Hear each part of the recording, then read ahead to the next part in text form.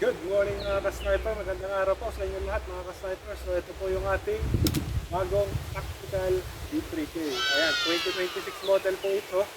Mas slimmer na po ito, handle niya at saka yung kanyang supporting dito sa tank na grip.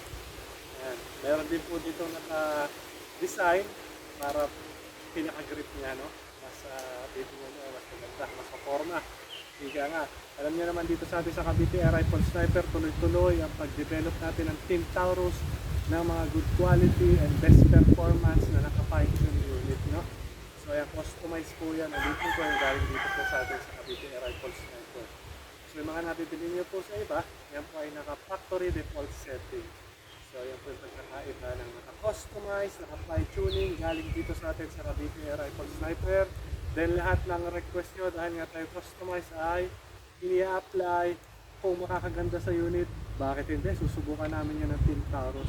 Okay, so ito na po yung ating tactical na slimmer B3K 2026 model. At ang isang kagandahan po dito, ang quick fill niya, kagaya ng tactical na B3K at ng tactical A2K, nasa gilid na yung quick fill. So meron din po kayong backup dito, pwede nyo pa rin lagyan ng quick fill or ng CO2 tank kung na-empty po naman para mas mabilis makapag-build ng pressure or ng scuba tank. Alright, so ito po yung specs ng ating unit na tactical B3K, mas slimmer na ngayon, 2026. So ito po ay hammer type, ayan kung makikita nyo. Tapos po siya ay naka-brass barrel na 20 inches po. Naka-sleeve po dyan yung ating, naka-choke o ano po dyan yung ating barrel na brass. Tapos, ready na rin po ang thread niya for silencer. Ganyan din po ka-sniper. Yung tank niya ay may size na 25 mm outside diameter. Ano po? Tapos, 3K PSI maximum niya po. Tapos, yung haba niya ay 18 inches yung tank niya. So, biruin niyo po yun. Sa 3K PSI, down to 1.5, ilang shots po ang kaya niya. Based on test po natin siya, na nakatune po siya sa 875 to 900 FPS, ay nakagawa po siya ng 25 to 28 powerful and best shot. Ano po? So may tira pa kayong 1.5K na karga ng hangin sa inyo pong tank. So 3K down to 1.5. So, yun, no? So ang ating pong unit ay naka-fine tune nga sa 875 to 900. Ito, default setting natin dito ay nasa mga 800 to 850. Ganyan. So with barrel band na rin po siya kung makikita nyo. Tapos ang kagandahan pa po dito, yung isa pa nga po natin sinasabi, yung lahat ng request ng iba na sir sana may foldable, sir maganda sana yung may adapter yung ano. Okay, ini-apply na natin. So nilabas na natin yung tactical compact, kung makita nyo, napakaganda. So ito naman yung ating tactical na naka-tube tank.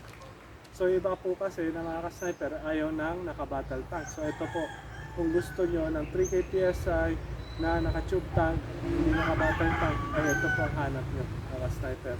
So ito po ay foldable na rin. So unahin na natin.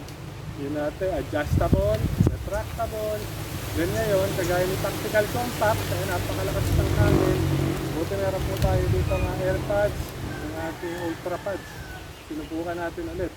At napo-fold na rin po siya. Ayan, foldable. Ano po? Sagad po yan dito. Ayan, napo-fold. So, ganun din po. Bukod siya ay adjustable, retractable, and foldable.